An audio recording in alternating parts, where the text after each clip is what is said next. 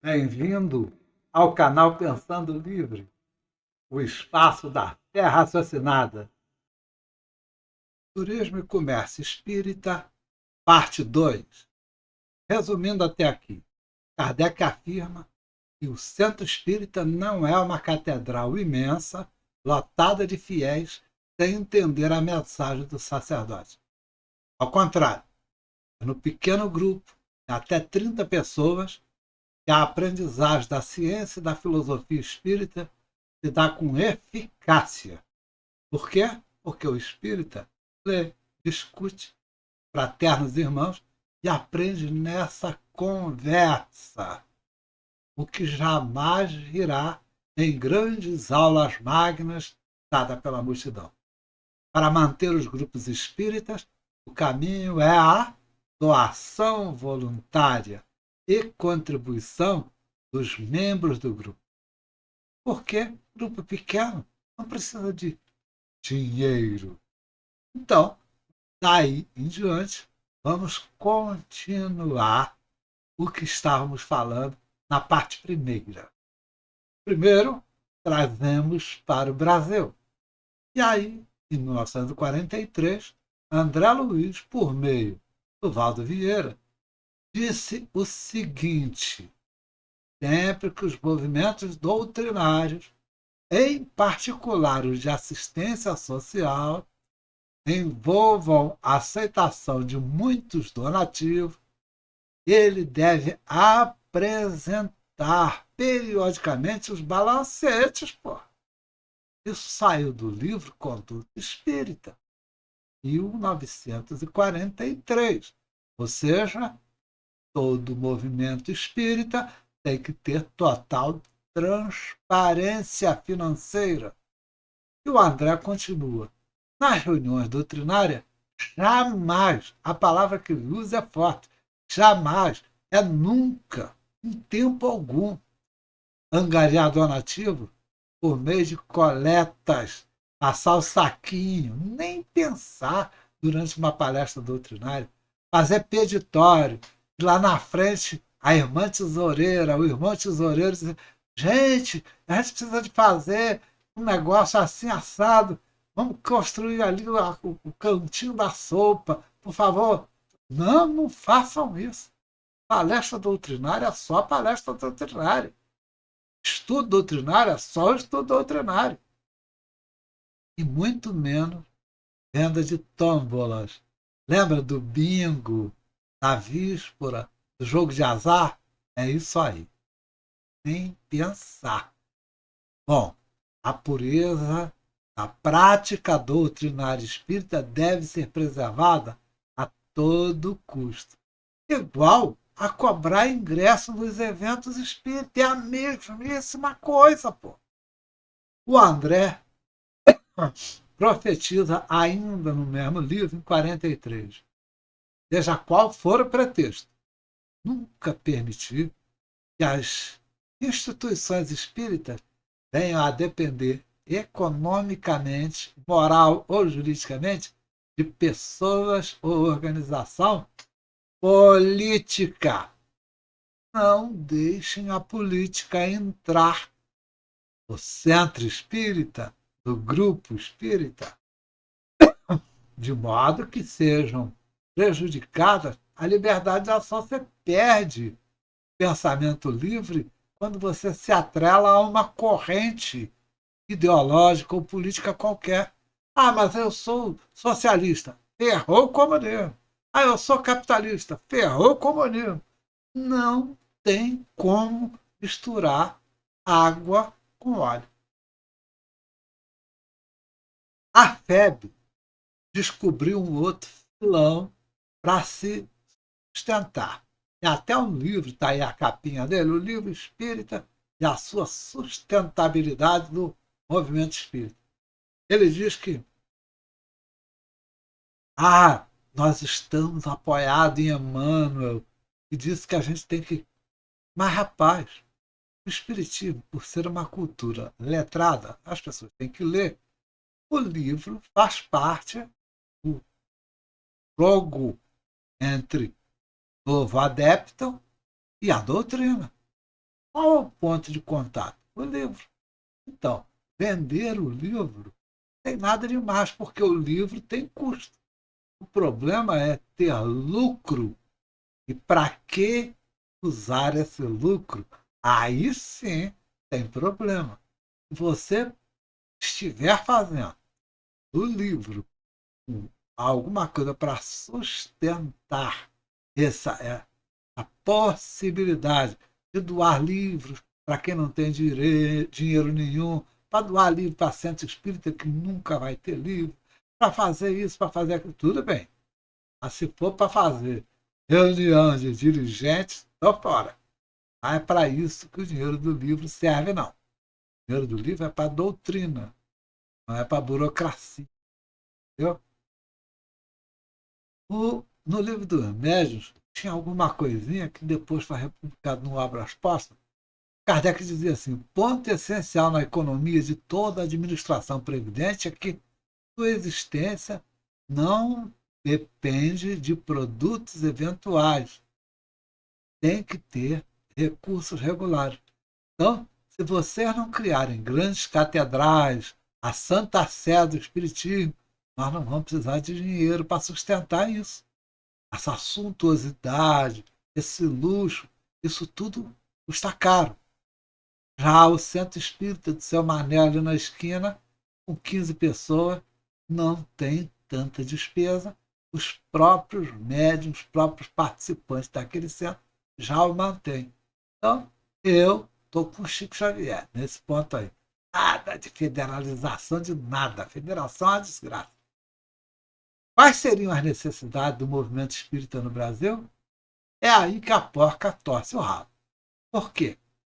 Se você tem uma Santa Sé lá em Brasília, quem vai estabelecer as necessidades financeiras de todos os centros, das federações que vão aparecer, é esse grupo de iluminados. E aí nós caímos na velha burocracia. Alguém muito distante está decidindo como deve ser o financeiro de quem ele nem conhece. Como arrumar grana para a subsistência de hospitais espíritas, sanatórios espíritas, escolas espíritas, creche espírita, orfanato espírita, asilo de idosos, sopa dos pobres, recuperação de drogado, prédios modernos, não sei. Não sei. Eu também não sei se isso aí é obrigação do Espiritismo. Porque a pergunta que vem antes é: nós podemos manter isso aqui no nosso centro? Com o nosso dinheiro? Não pode. Você vai depender do Pires, passar o Pires para o bolso dos outros, você está errado. Isso não é caridade. Isso aí é assistencialismo e você está com uma péssima imagem diante de Deus. Por quê? Porque você não está fazendo aquilo que a caridade é feita em primeira pessoa. Tem que sair do teu. Lembra do óvulo da viúva? Por aí, meu irmão. A FEB propõe essa tal de sustentabilidade por meio do livro. Ótimo. Das contribuições individuais. Ótimo. Mas ela acrescenta nesse livro que eventos. Então os congressos não são para ensinar nada espírita nenhum, e sim para arrecadar dinheiro. Parcerias. Meu medo terrível são as parcerias. Não adianta tentar me convencer o contrário.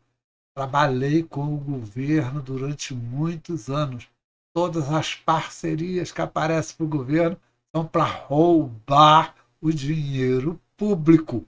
Ainda não vi parceria que fosse do interesse do povo. E, por fim, cota de contribuição de instituição. Aí é que danou-se.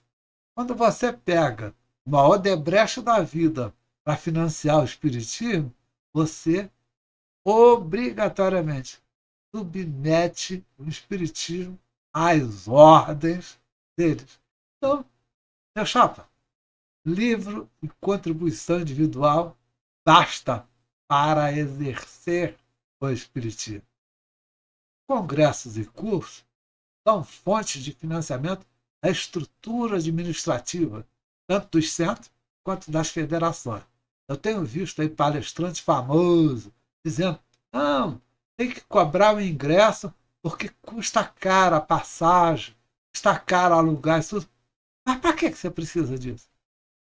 A grande pergunta é: para quê? O que você garante que alguém aprendeu alguma coisa na tua palestra? Que alguém saiu reformado intimamente a partir da tua palestra? Você não garante nada. Logo, eu não vejo eficácia nessas grandes palestras. Para mim, as grandes palestras são demonstração de um poder que eu não quero ter, enquanto espírita. Nem pensar. Isso é megalomania. É vaidade. É busca pelo poder. Estou fora. A febre tem que buscar alguém para se escorar. Como não dá para se escorar no Kardec, foi buscar o Emmanuel. O Emmanuel, como todo espírito, tem opiniões. E nem sempre a opinião do Emmanuel é a perfeita, é a verdade. Onde está o centro do Espiritismo? Não está. Não existe isso.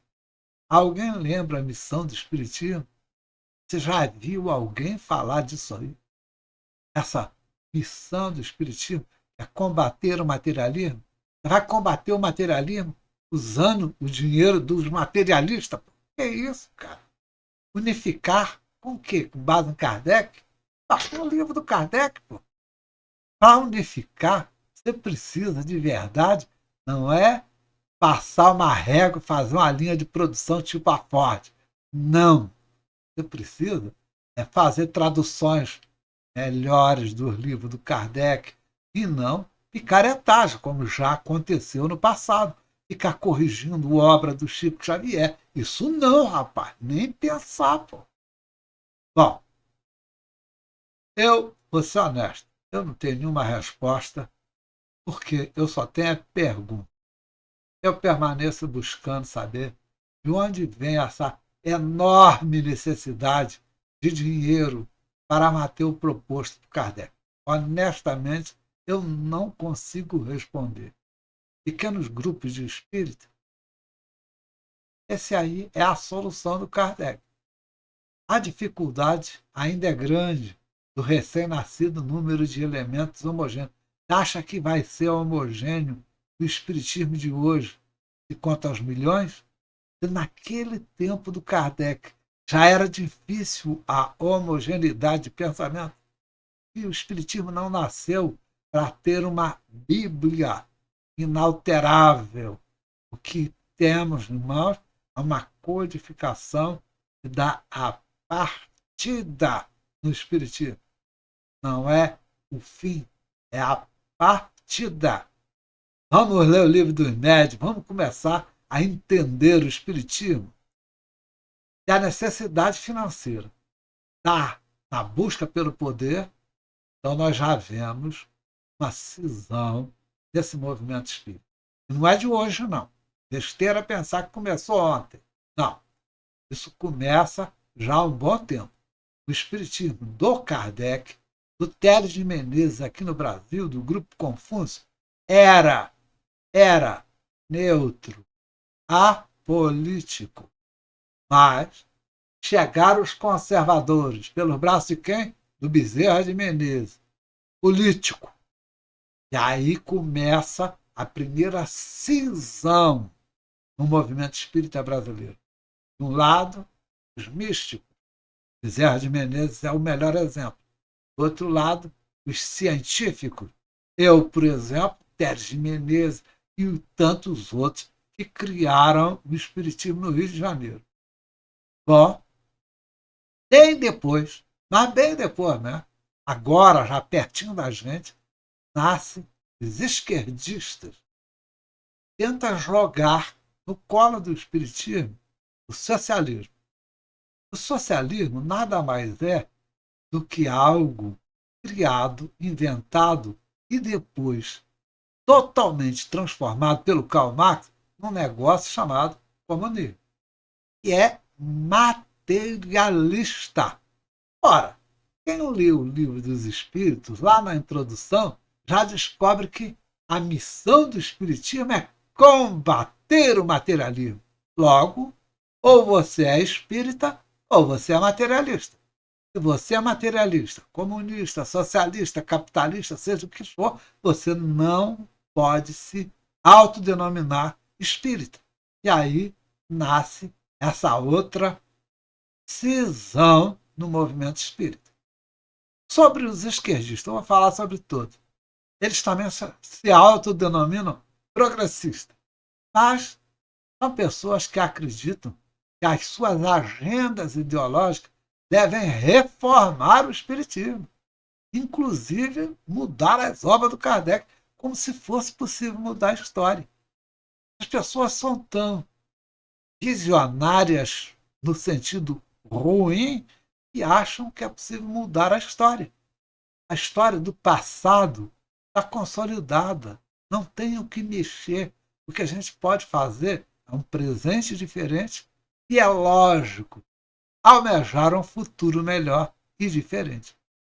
Há no Brasil todos esses movimentos que aí estão que não tem nada a ver com o espiritismo de Allan Kardec. Ao contrário, combatem Allan Kardec abertamente. Por outro lado, os conservadores, aquele lá do Bezerra de Menezes e demais políticos que se arvoraram como espírita, eles não deixam de ter o seu lado ruim. Eles, na maior parte das vezes, eram católicos ou protestantes. Os católicos já chegaram no espiritismo criando imagens, valorizando imagens. Você entra no centro, está cheio de imagens. Fotografia do Kardec, de Jesus, do Chico Xavier. Que isso, rapaz? Que sacralização é essa? Tá tudo errado, cara. Se você tem uma ideia do que eu estou dizendo sobre esse perigo, olhem só, tem museu, tem memorial. Você acha que o Chico Xavier queria ser proclamado santo? Pô? Rapaz, toma vergonha na cara, rapaz. Não faz um negócio desse com o Chico Xavier, não. Ele é muito, muito homem e muito espírita para não aceitar isso daí. E é lógico, gente como eu não vai aceitar que faça a sacralização, se venda imagens. Que é isso? O espiritismo não tem dogma nenhum. Se bem que tem, mas não tem esse negócio de imagens, de amuletos, tudo é besteira, pô. Essa religiosidade trazida pelos protestantes e pelos católicos que aderiram ao espiritismo é muito ruim. Pô. Nós somos ciência e filosofia. Nós não somos uma religião. Aí inventaram isso. São esses conservadores que inventaram isso. Bom, eu não vejo santos espíritas. Imagens à venda do espiritismo. Essa semana morreu Divaldo Franco. Meu Deus, que homem bom! E como homem bom, eu vou me lembrar e elevar meu pensamento a Deus, intercedendo por ele, mesmo sabendo que eu não tenho esse merecimento todo de pedir qualquer coisa a Deus, né? Além disso, se você quer seguir alguma pessoa no movimento espírita, você tem essa necessidade, por favor, entenda, nós já temos essa pessoa. Chico Xavier é um exemplo tremendamente esquecido. Ele, Geraldo Lemos, numa entrevista, diz isso com todas as letras, e eu copiei tudo o que ele disse. Chico nunca foi a favor do movimento federativo. Eu também não sou. Os centros espíritas não precisam da Santa Sé, nem estadual, nem federal. Jamais aceitou que eventos onde ele participava fosse pago. Esse é o Chico Xavier. Ah, mas eu quero ser igual ao Chico, quero fazer palestra. Eu faço igual a ele em tudo, pô. Faça tudo de graça. Faça do teu bolso, rapaz. O teu grupo da prece, dele, do Chico, jamais foi filiado à FEB. Todos os centros que eu participei, se filiava à FEB, eu caía fora. Chico era contra o espiritismo dos doutores, dos títulos acadêmicos. Você já viu como é que se apresenta as pessoas nas palestras? Esse é fulano, é o doutor fulano, juiz de direito. Esse aqui é o professor doutor fulano. Rapaz, o espiritismo isso não vale nada, pô. Ó, Chico renunciou aos direitos autorais de todos os seus livros. Então, cabe a nós seguir esse exemplo. A obra social do livro é o próprio livro. Não é para outras coisas, não. Ah, mas é para o turismo. Não, não, não, não. Eu já mostrei aí atrás um membro da FEB fazendo palestra na Assembleia Legislativa do Espírito Santo. Você acha que foi com o dinheiro dele ou com o dinheiro do livro do Chico Xavier? Pois é, o Chico Xavier abriu mão desse dinheiro. E aí, nós não. Que isso, ó.